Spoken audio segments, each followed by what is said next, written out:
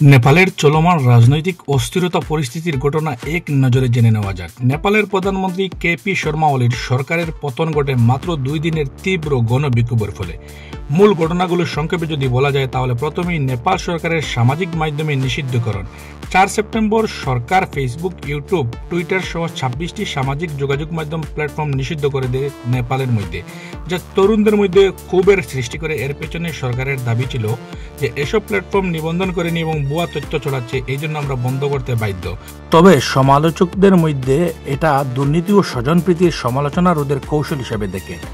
এখানে জেনজি আন্দোলন সব থেকে বেশি চোখে পড়ার মতো। জেনজি জেনারেশন মানেই বুঝতে পারেন 1990 থেকে 2010-এর মধ্যে যাদের জন্মগ্রহণ, সেই সব যুবকদেরকে জেনজি জেনারেশন বলা হয়। সামাজিক মাধ্যমে নেপোকি ট্রেন্ডের মাধ্যমে রাজনৈতিক নেতাদের দুর্নীতি ও স্বজনপ্রীতির বিরুদ্ধে তরুণদের প্রতিবাদ শুরু হয়। হামি নেপাল নামের একটি তরুণ সংগঠনের নেতৃত্বে কাঠমান্ডু সহ বিভিন্ন শহরে বিক্ষোভ ছড়িয়ে পড়ে মাত্র একদিনের মধ্যে।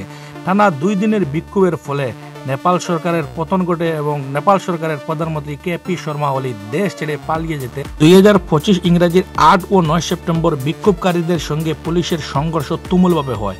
19 থেকে 21 জন নিহত হন এবং বিক্ষোভকারীরা রাষ্ট্রপতি, প্রধানমন্ত্রী ও বিভিন্ন মন্ত্রী সহ বিভিন্ন সংবাদ গোষ্ঠীর ভবনে, সরকারি স্থাপনায় হামলা ও ব্যাপক ভাঙচুর চালায়।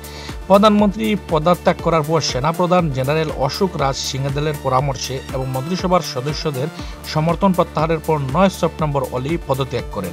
তিনি হেলিকপ্টার করে পালিয়ে যান বলে খবর পাওয়া যায়। রাষ্ট্রপতির পদত্যাগ হয়। ভারতীয় সংবাদ মাধ্যমের দাবি অনুযায়ী ওলির পদত্যাগের পর রাষ্ট্রপতি রামচন্দ্র পৌডেলও পদত্যাগ করেন, যদিও এটি সরকারিভাবে নিশ্চিত হয়নি।